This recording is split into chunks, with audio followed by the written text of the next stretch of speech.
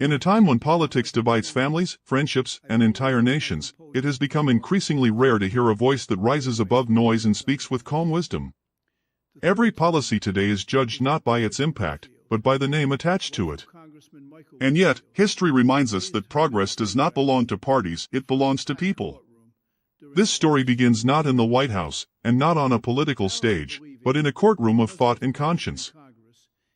A place where decisions are weighed carefully, where emotion is balanced with reason, and where justice is never rushed. Judge Frank Caprio was known around the world not for harsh sentences, but for understanding human struggle. For decades, he listened to ordinary citizens, workers, parents, immigrants, and small business owners.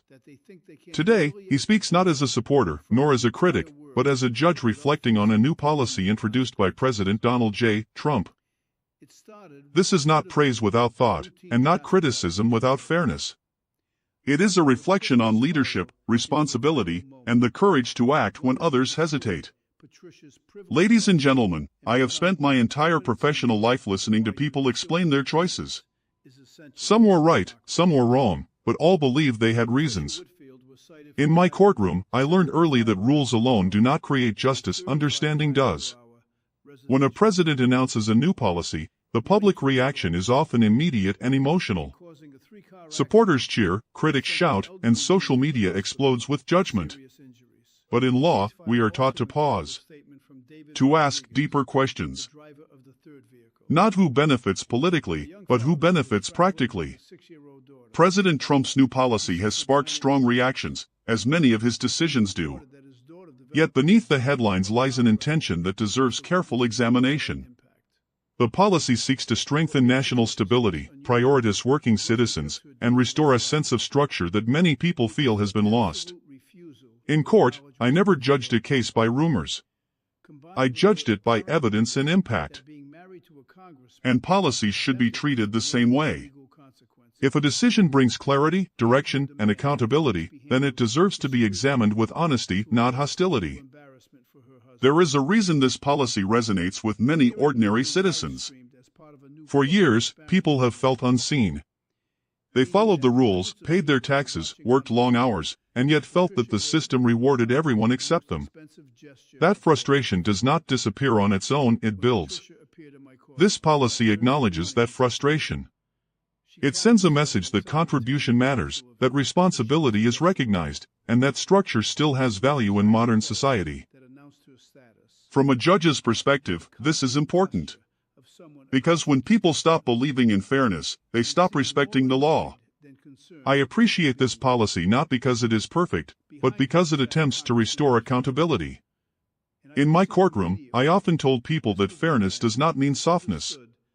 Sometimes fairness means drawing clear lines so that everyone understands where they stand. President Trump's policy does exactly that. It may be uncomfortable for some, but clarity often is. And clarity, in law and in leadership, prevents chaos.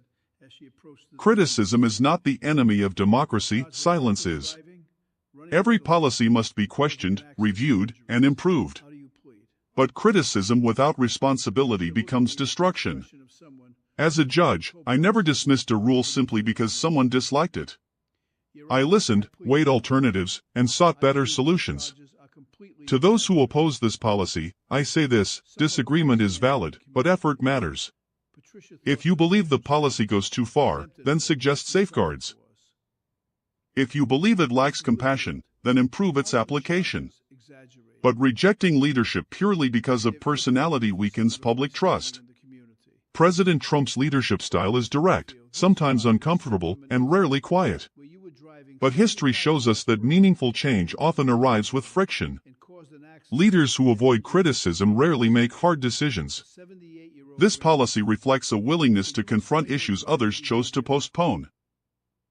From a judicial perspective, that courage deserves recognition even from those who disagree.